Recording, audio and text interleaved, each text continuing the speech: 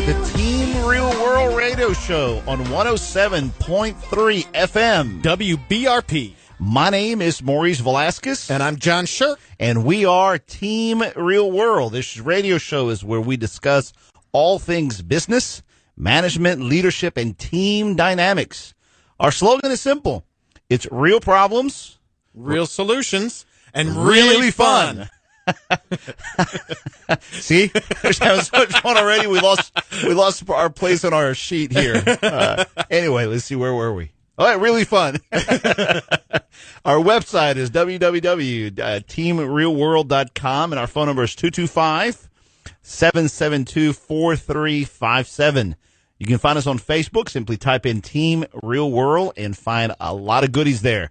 Today we have a great show. Yes, we do. It's called Bullseye Management, and think of it as if you will, in this segment, think of a bullseye. I mean, really, the kind of bullseye you would have in front of when you're doing archery or some kind of shooting or things like exactly. that. And it has 8 rings. Mm-hmm. All right, and so you're about to take your best shot, and so you put your aim at the very center, and from the center we're going to work out. So as we're going to go through 8 major elements for managers to keep track on the things they need to roll out. Whenever managers are either dictated by the executives, we're going to do this, or whenever, forget the dictating part, you agree with the executives that, hey, we're going to do such and such in the company. Sure. Or as a manager, you and your teams decide we're going to do such and such. 3 weeks later, everybody goes, hey, what happened to that thing we talked about? Yeah. It just falls apart. Or your team says, how come we're always the last to know? Exactly. And so everybody goes, wait, hey, don't forget about me. That's right. Don't forget about me. And then somebody goes, yeah, but man, I wasn't told, I don't feel loved, and everybody wants to be loved. That's you know what I'm saying? Well, and on top of it, sometimes their engagement is what makes a difference between success and failure in those initiatives. Exactly. So we're going to cover these 8 steps in very quick fashion because we have 8 steps and we only have like 45 minutes to an hour to cover this. So we're just going to have a lot of fun, break them up into small little segments. Well, but for the first segment here, so why don't we just tell you what the 8 steps are, okay? Yes. All right, so the 8 steps, let's break it down into 2 sets of 4, all right? Okay. It's number 1, definition.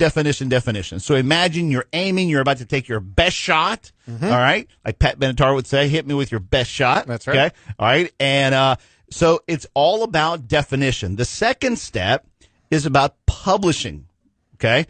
If you define it, but yet it sits on someone's hard drive, well, it's not going to do anybody any good. Right. Then the next step is to promote it. If you're going to define it and you're going to publish it, you might as well promote it. By the way, these steps matter in order. It has to be in order. Exactly. It has to be in order, you know. Yeah.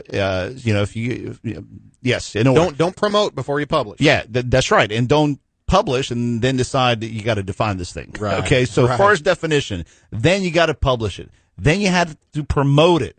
Then you got to communicate it on a regular basis at keep times. Okay, that's the first 4. Then you have to measure it. Yep, that's right. Measure it. Then you have to manage the delivery and the execution of it. That's right. And then you have to reward to it. That's right. And then finally, you have to recruit to that thing. That's right. So let's get started, right? All right. Those are the 8 steps. If you didn't write them down because you're driving it, all right, then log into our website, shoot us an email, we'll send them to you. If you are able to write these down, well, hopefully you're able to keep up with us. We are going to have a great time. So let's get started with definition. You bet. Let's go. John regularly says in our workshops and our coaching and consulting that leadership, the very essence of leadership is definition.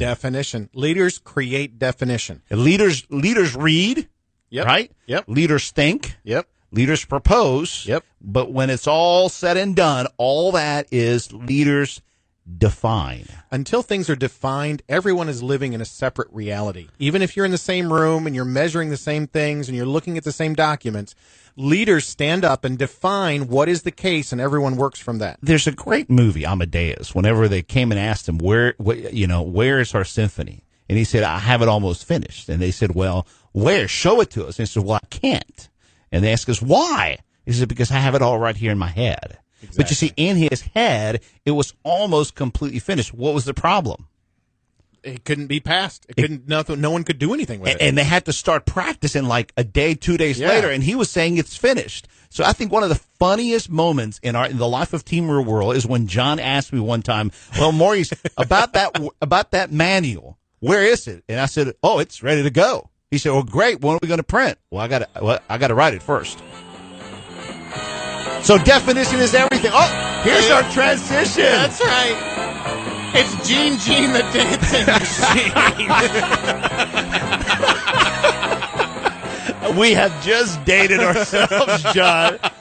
Yes, everybody. For those of you that recognize, that was a Gene the dancing machine. If you're listening, you don't know who this is, please ask your parents. Yes, let's not say where it is. Yeah. Let's see. Let's do a little contest. That's a good idea. Let's see who sends us the first text or the first email to let us know where you would hear Gene the dancing machine. Is there any way to replay that clip? Okay, we're gonna try to replay it. If you missed it, this is gonna be our transition music in our radio show today. All right. Yeah. So there it is. Oh yeah. There it is. Gene the dancing machine.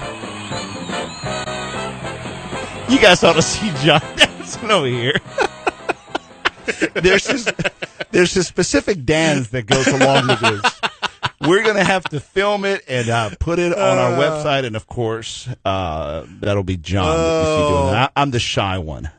Okay, so I lost completely where we were. Definition. Definition. Right. That's so, right. in other words, you can't have it in your head. It's got to be written down. It's got to be written down. That's right. It does not count, and that applies to almost, John, can we say everything? Just about. Goals. Goals. Oh, I have them in my head. That's right. New Year's resolutions. Oh, I have it have to be written down. Oh, my time management stuff. Yep. It's got to be written down. Yep. Your plans, your goals, your objectives. What is it that you want to do? What is it that you wanted your team to change processes? It's got to be written down. We see again and again and again with our clients that there's a point of resistance here to actually putting it on paper, in part because of the effort involved to put it on paper. But my friend, if it doesn't go on paper, it will fuzz and fade and go away and will not be real. Now, if you do put it on paper and it doesn't get done, that's a totally different issue. That's right. That's a little more along the lines of what we're going to talk about later about managing it, okay? But for now, save yourselves a lot of headache. Define. The second step to definition is define. And the third step is define, okay? Define. All right? Yeah. Let's move on to the second step because we just stayed up a lot of time on our segment for this one. That's right. All right, the second step, once you define, is you have to publish it. Tell us what that means, Maury. Yeah, you know it's amazing. Okay, how many times you and I because you and I do this in our own company. Oh, it's true. Okay, we do this a lot, and it's the truth of a lot of our clients as well. Okay, bless their hearts, I think we're worst at it. We will say things like, "Oh yeah, we have something like that," and then somebody says, "Where is it?" And the response is, "See, I wrote that about 2 years ago. Let me look for it." And then I started looking in Dropbox, my email.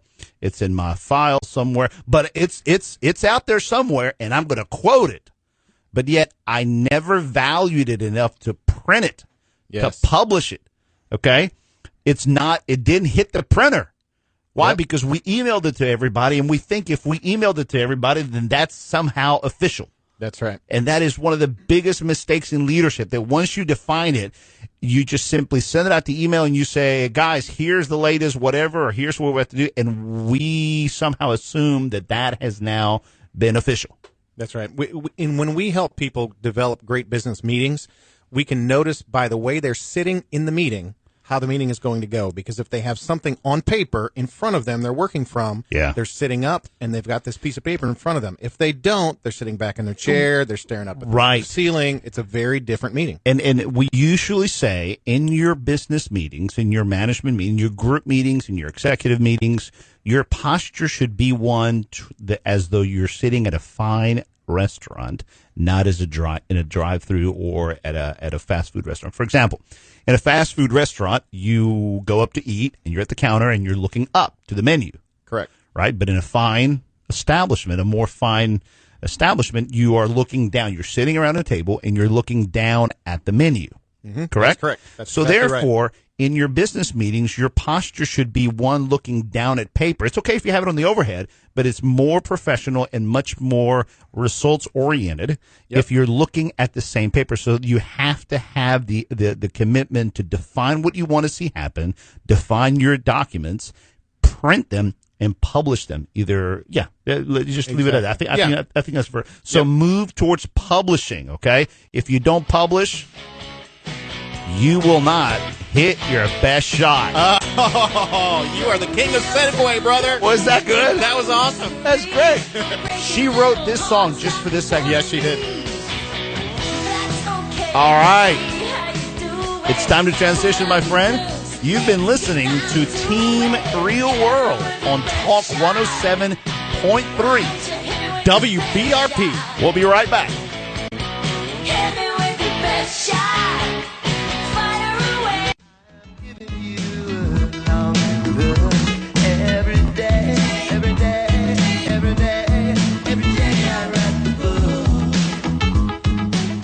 Welcome back to the Team Real World radio show. It's good to have you back. We're in our second segment, and we're having a pretty good show. I think so. We're talking about what we call bullseye management. My name is Maurice Velasquez, and I'm John Shirk. And you are listening to Talk 107.3 FM. WBRP. We are Team Real World, and we are discussing today 8 key things, 8 key steps, strategies, tactics, if you will, for managers to use to make sure they minimize the number of times in which projects, processes, ideas, tasks, I guess you can say, keep things from falling through the cracks. Yeah, there are these execution gaps that happen when great plans don't turn into great execution. And what we're talking about is the bridge between those two. And so oftentimes, we, instead of just helping companies and clients identify the actual specific project or this process, because we spend a lot of time doing that, what we normally make sure is that whatever the project, whatever the idea, whatever the initiative, whatever the process, whatever it is, it needs to have a solid chance of survival. Correct. And so what we've done is we've identified a basic little program, which is called the bullseye management approach, that gives managers the ability to not let those things fall through the cracks. Exactly. Okay? And so we normally take our clients through these 8 steps in almost everything they do. The first step we talked about in our first segment was define. Correct. The second one was definition means putting it in writing, putting it in paper. Okay. The second step was to publish it. Don't just write it, send out an email, and it stays digital. Okay. Right. Especially at meetings. Okay. Put it on paper. And there can be sort of a anti-paper thing, and I understand that, but we just have found that it's really worth it to use paper in this case. Yeah, and I would even say if we ever did a study, I don't know, John would, of the amount of paper that we're trying to save versus the number of the amount of hours and minutes that we spend chasing email and long threads. Right. Of everybody being copied because nobody wants to print that piece of paper and have a little short meeting about it. Right. So in our current culture, if it's printed, it seems to matter more. It does. If it's been formalized on paper. And until we can get away from that, we just need to recognize it is what it is. Right. So like Elvis Costello was singing, every day I write the book, you got to basically consider that your next step is just as critical, that once you define it, once you publish it, you have to what? Promote it. You got to promote it. Okay, if I was in the if just like you see, actors, actresses, people of celebrity, if they're in a movie, what immediately do they go do around the country? Oh, they go see Jay Leno. They go. Why do they do that? Well, they're promoting their film. If you're writing a book, what do you do? You go promote it. That's go right. to book signings. The only group that got away with not doing that were the Beatles. And after that, they proved to themselves they could say or sing anything from studio, and then they have to go promote anything. Right. Okay, because everybody was basically at their doors wanting to know what was the party all about. What's next? But, okay, until you get as good as the Beatles, okay, you have to go promote it. Yep. You have to bring yourself out of your chair. Yep. You have to go promote it with others. You got to go talk to the marketing department. You got to go talk to the owners. This can also be an area where you help recruit someone from your team who helps you promote. Oh, especially your high eyes. Exactly. You got those people who are cheerleaders for anything and everything. Right. Give them something to focus on. That's right. And so promotion is where you test to see how good you are at selling your idea. That's right. Okay? Yep. And it's all about creating collaboration because you don't want to catch anybody by surprise. Now, let me say one other point in here, too. If you're a manager and you want to fall back on, I don't have to promote it, they have to do what I tell them or they get fired. Yeah, so you want to move away from not letting folks know because, well, they all got the email, and you're trusting in the fact that, oh, well, I sent the email. Listen, you got to really move away from the whole concept of thinking that you send an email that people are reading it. Right. Okay. Their engagement matters. It's their engagement that can make the difference. And it's your idea. It's your process. It's your project. Don't let it die because you don't want to get out of your chair to go and collaborate with others. Make sure that you write a list of all your key stakeholders. Yep. Department managers up and down across, and consider how can I promote this to them and go find out what their issues are or could be about this, what they may not like about it. Right. Get some feedback before you actually go full haywire with it. Exactly. And don't leave anybody out because, I mean, you don't want somebody to come to you and say, hey, forgot about me. Yeah. Okay? Yeah. And especially if it's a department manager, a peer. Yep. Okay? Claims, don't leave out marketing. Marketing, don't leave out underwriting. Underwriting, don't leave out, you know what I'm saying? Right. Because the minute you leave a peer manager out of the equation, that's when they're going to hunker in and protect that turf of theirs. That's right. One of the ways to create disengagement is let somebody be the last to know. Yes. Yes. All right. I love these transitions, man. We're back to Gene the Dancing Machine. This means we have to transition into a new step in our bullseye management. This is great. I love Gene the Dancing Machine. Again, if you think you know where Gene the Dancing Machine comes from, email it to us. If you're listening to the radio show on the Commotion application, post it on there, and we're going to try to basically find out who's the first one to mention where you find this illustrious character. Yes, you can cheat. You can go find it on YouTube. Anyway, let's keep going. All right, so the first step is definition. Yes. The second step is what? Publish. Publish. Get it out of your email system, okay? Right. Get it out of your system. It's not get it out of your system. Get it out of your email system. Get it out of digital. Go hard paper on it, okay? That's right. A little note there. Try to keep it under one page. Yes. No, sorry, try to keep it on one page. Exactly. Yeah. More than one page, they're not going to read it all anyway. Yeah. So it's not worth the time. And that doesn't mean make it 6-point font, okay? Yeah. Keep it 10-point minimum and keep it at one page. All right. The second step is publish. The third step is promote your idea. All right. Then number 4, communicate it. Communicate it. Communicate it. What does that mean? All right. That means talk about it regularly. Talk about it regularly. If it matters enough for you to define it and want to make sure that it's implementable, and you actually printed it and you actually want to talk to folks about it, don't just let it die 3 weeks later and no one's talking about it. Think about what we're saying here. That how many times have you heard someone come into a meeting and they kind of make a proclamation of a new project or something that's going to happen? They seem very excited about it. They've got a few details that come with it, and the next meeting comes, and there's no mention of it. And the next meeting comes, and there's no mention of it. And the next meeting comes, and you're wondering what happened to that initiative. A month initiative. later goes on, and then somebody messes up, Right. and now you want to talk about it. Right. Now you want to talk about it. I had a great manager. I think it's one of the gentlemen that I learned the most from. He normally, when he was coaching us, and he coached us regularly, he would normally take about 20 to 30 minutes a week to teach us management principles. Okay. And he would often say things like, if you're not managing it, if you're not measuring it, you're not managing it. Yes. Okay. We'll cover that a little later today. All right. If you're not talking about it, you can't yell about it. Oh, that's a good one. You know? That's a good And one. of course, later he'd talk about the need to not yell about it. But the point is that if we're not talking about it and then we see behavior or performance that's not acceptable to it, we tend to let the frustration of that be the thing that triggers us to say, well, I've been taught, and then only realizing you haven't been talking about it. Right. You've been thinking about it. And again, that's that internal thing. Yep. I have it in my head. So and I sent it out to an email to everybody 6 weeks ago. You guys should know it's that important to me. Right. So, what the behavior you want to see changed is the behavior you need to measure. Yes. That behavior that you want to measure is the behavior you want to talk about. Right. So that you communicate it in very calm ways. What is it that you're expecting from people? Exactly. So if it doesn't hit the radar at the calm level, you really are barking up the wrong tree and digging out of a big hole if you think you're going to be able to raise your voice or raise your tension and then prove to everybody that you really meant what you meant. Right. Now, listen, everybody out there, John is kind of giving me that look while we're recording this because everything I'm saying here applies to me. Okay? I have a one-page, very nice, eloquent workshop, okay, on how not to manage from above the levels of frustration, okay? And he laughs at me all the time about this.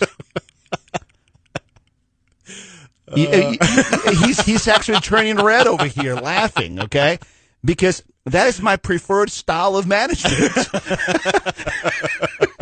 It is. It's just so much easier. I accomplish so much more. Don't be clear on what I want. Yeah. Don't talk about it regularly. Forget about it. And then when somebody's not doing what I wanted them to do last fall, then say, hey, and then get upset all about it and let my frustration, my mood, my anger, my angst be the one that covers the day and then wonder why you don't have a fresh, thriving, high morale culture. And then someone tells you, hey, man, we have a low culture around here with low morale culture. Well, what's the matter with them? And it all goes back to how the leaders, how the managers manage the various problems. That's right. Great song. This is exactly what you don't want people to say to you. Make sure you go and promote and communicate it. You are listening to Team Real World on Talk 107.3 FM. WBRP.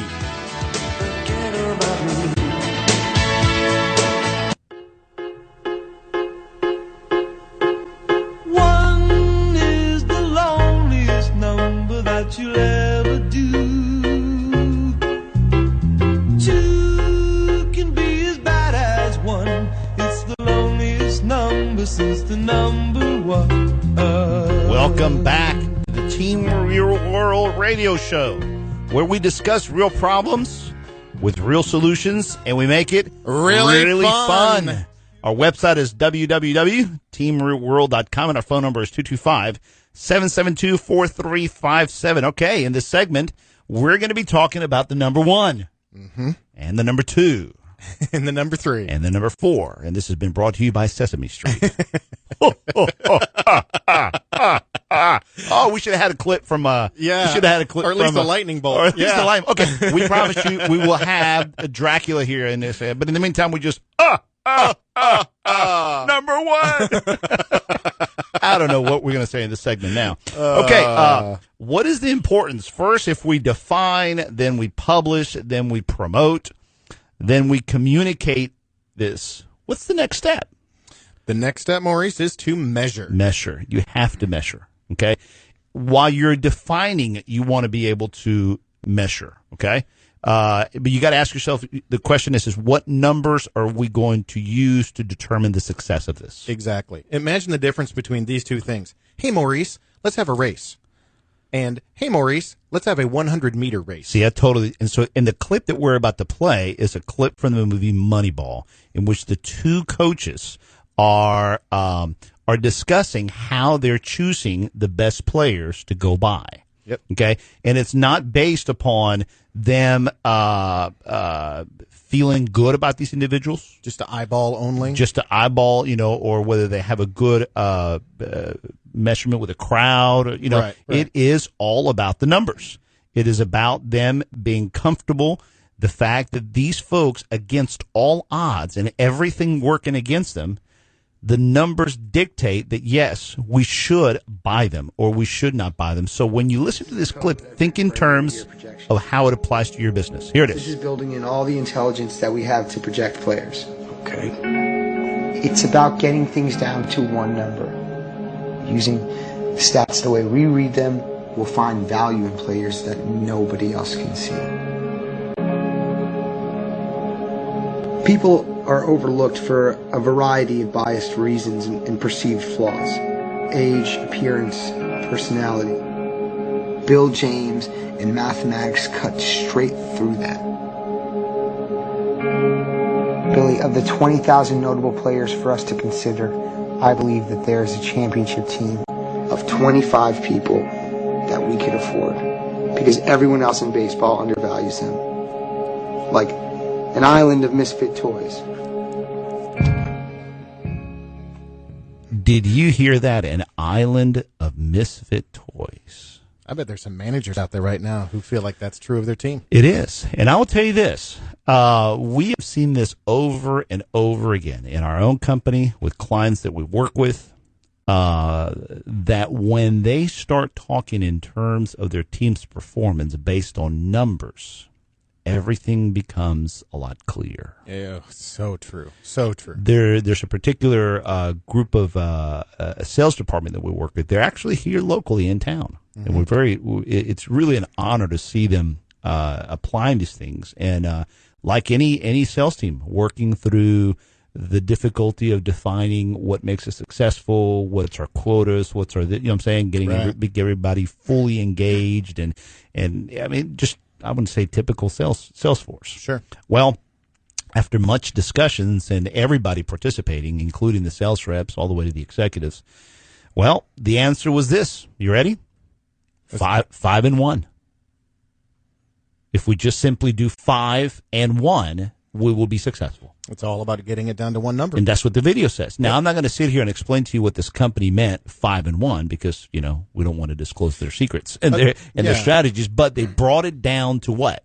They brought it down to a number. Again, think about the difference between saying, if you have a staff member who is putting in effort and you're having a conversation about whether or not, quote unquote, they're trying, that conversation is almost entirely pointless.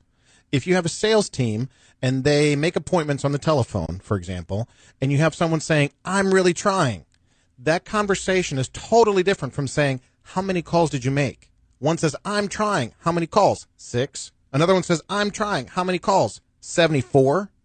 I mean, those are two entirely different situations. Correct. And it makes all the difference in the world. This 5-1 program, and we actually called it a program, and we had a start date. Again, we made a big deal about it. We talked about it. We communicated a lot, okay? We promoted it.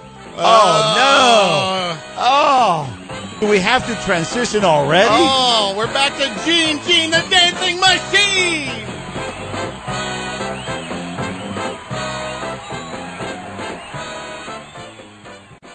I haven't got a text yet from anybody, John. Oh, but then again, we're recording this. Oh, man, I need to drink more water before we come here. I'm not thinking straight. I love Gene, the dancing machine. I do too. All right, here's a little hint on the show that appeared. It was a 30-minute comedy show. Okay. Comedy. Comedy/game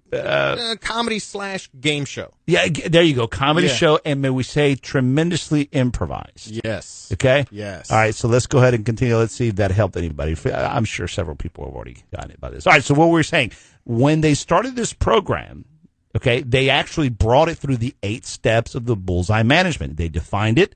Mm-hmm. We published it. Okay, they promoted amongst their team. There was a lot of wrangling. Wait, no, that's not the number. Yes, it is. No, it isn't. There was a good discussion. There's plus and minuses. It was communicated regularly over and over and over, and then it was announced. Okay, there was an actual announcement. And once we said, here's the measurement, listen, everybody, it has made all the difference in the world. Everyone is selling. I've checked with the manager regularly. I called him even today before we recorded today. I said, hey, how's it going? His answer is, hey, Maurice, everyone's selling. And it was just, and I said, tell me why. And his answer was, because 5-1 works. There you go. It's There just you go. fascinating what the numbers do. Managers, okay? seriously, managers, listen to the difference between we're trying and 5-1. Yeah, you notice how sometimes the Gene dancing machine doesn't interrupts us because John and I are not doing a good job of managing the number of minutes that we are given between each segment. Yeah. It's all about the numbers. We got to stay within 5.5 minutes between you hear Gene the dancing machine. That's right. It's all about the numbers. So once you start measuring it, then you can move on to the next step. All right, and the next step is To manage it. you got to manage it. In other words, if you're going to get a number, now what? Exactly. If you get the numbers on Tuesdays and you see someone is below the numbers, what would you consider doing? did you hear that silence? Ready? Listen, ready? Okay, you get the Okay. numbers, and then all of a sudden, this is what most managers do. See, this is horrible for radio. I know. Some of you guys probably thought we lost the It's signal. even more horrible in the business, though. Exactly. We need to get a clip for crickets. Yeah. Okay. Managers, normally, when they are given numbers, they freeze. Yep. They don't go out to manage. They don't go meet with the people, talk with them and say, hey, what happened? What's going on? And then look for patterns. Is this the second week? Is this a third week? Is this happening at the end, at the last week of the month? You got to manage to it. You got to go and find out. Get yourself out of your chair and go interact with people. Yep. It's so hard for some managers to have these kinds of conversations. And what helps, and maybe we'll do another show on this at some point, but what helps is just having data, not your judgment about the person. You're not trying hard enough. You're not smart enough. There's something wrong with you. It's just data. Let it be about the data. You need to make 5. You didn't make 5. What do we need to do so you make 5? And you have to simply come across on a regular basis. Your demeanor needs to be the one that says that you commit yourself to handle those conversations with care. That's right. Okay? Because you're not trying to use the numbers to browbeat nor to bring your hammer. You want to basically say, how can I help you? How can I train you? Where do I need to retrain you? Where do I need, you know what I'm saying? But you have to manage to it. One of the best questions that I was asked was a series of questions by this manager I told you about earlier. Maurice, did you see the numbers? I did. And what have you done about it? And I was like, oh. Then he said, what do you think the numbers are for? And I went, he says, okay, that was yesterday. Now what are you going to do today? And I'm like, he said, okay, sit down. Yeah. He says, let me tell you what you do with numbers. And he basically said, you manage. Once you have the measurement, you manage. Because remember, I told you, Maurice, you can't manage if you're not measuring it. But once you have the measurement, now it's time to manage. That's right. And part of management is going and talk with them, sitting down with them, visiting with them.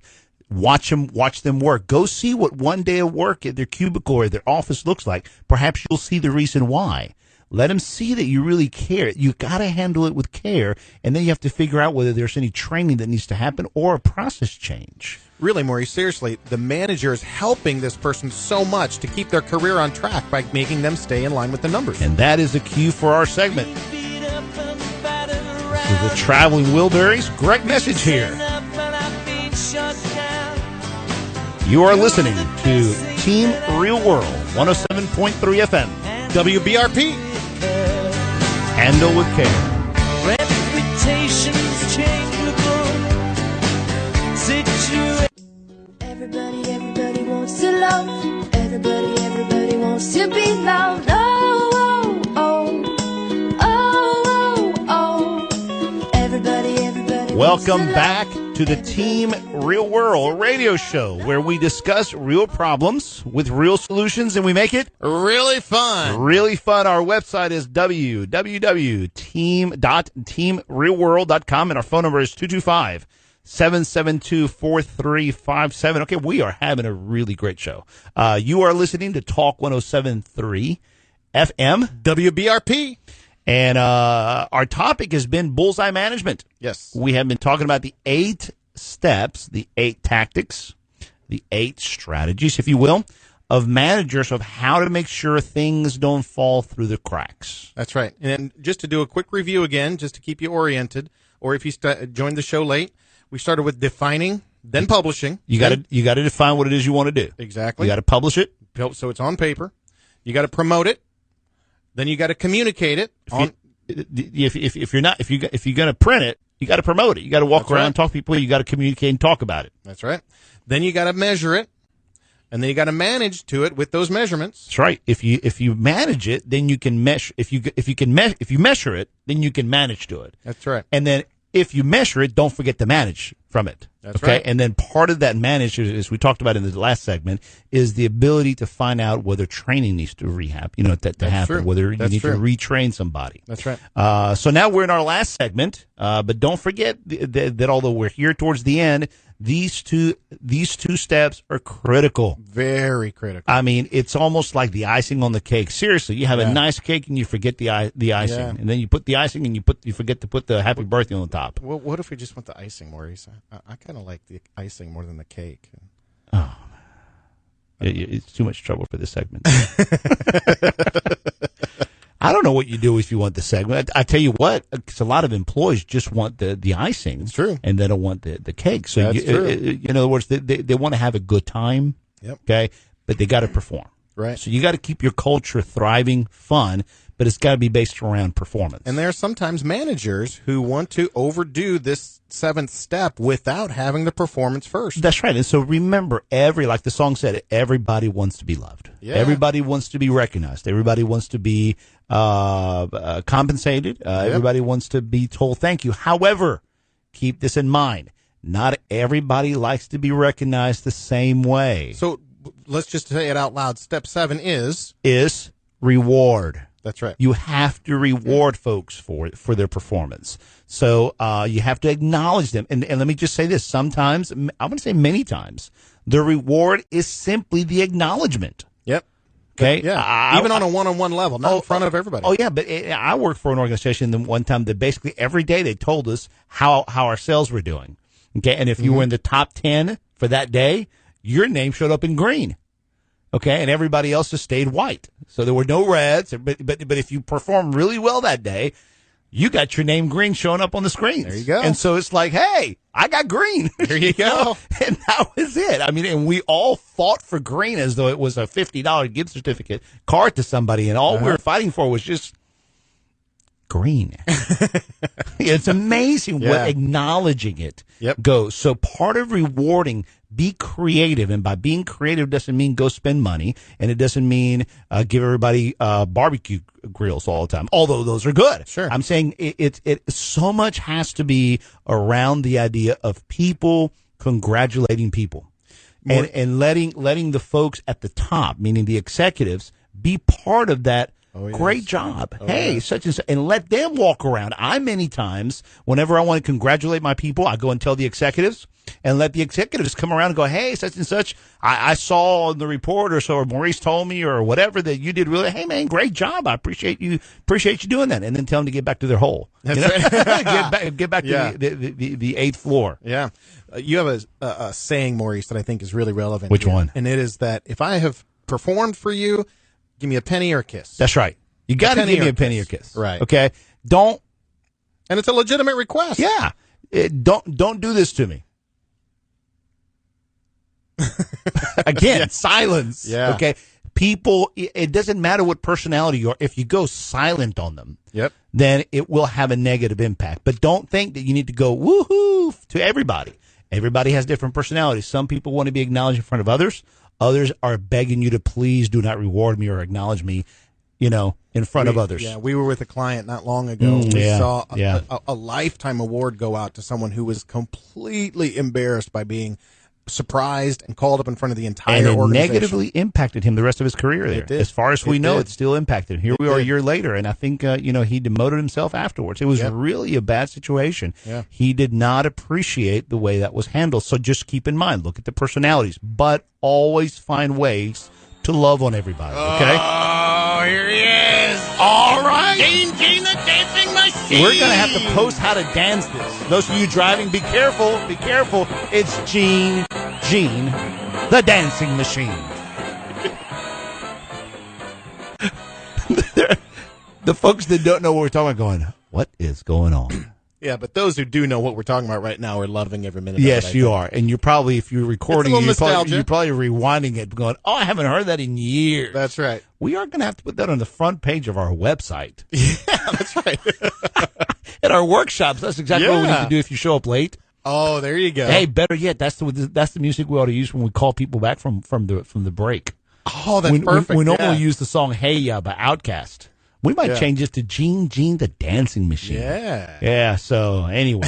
All right. So here we are in our fourth and last segment. Man, the time has just flown, John. Yes, it has. It has really. We hope you've enjoyed it. Let's go to our last step in this bullseye management. Remember, you got to hit it with your best shot. Okay. Mm-hmm. You got to aim at the bullseye right in the middle, and then work your way out from the middle. You got definition, publish, promote, communicate it, measure it, manage it, reward it. Okay. And now you want to Recruit to it. exactly. Whatever the idea, whatever the project, whatever the initiative, whatever the company, whatever the division it is that you're trying to foster, to promote, to implement, you got to use these 8 steps as a manager to keep you without going in the gutters. Put gutter rails as in right. bowling. Yeah. Okay, but the last one is probably the one that feeds the opportunity for this to become even more effective. Recruit people for this. Recruit folks that like to be in a work environment in which they're going to be managed by numbers. Yes. In which they like to communicate in writing professionally. Don't recruit folks that are loose about everything. So Okay. when we say recruit, we're talking about adding members to the team. at Yes, this point, yes. So, right? for example, if you need 3 more sales reps, if you need, what I'm saying, as Yeah. you're recruiting more people out, we're not talking about getting rid of existing folks because, hey, you inherited them and they're your children. You have to develop them. It's Yeah. your responsibility to develop them. All right, but in order to develop your existing team, you owe your existing team new team members that will add skill and challenge to the organization, Yep. not that you'll make your current team be a babysitter.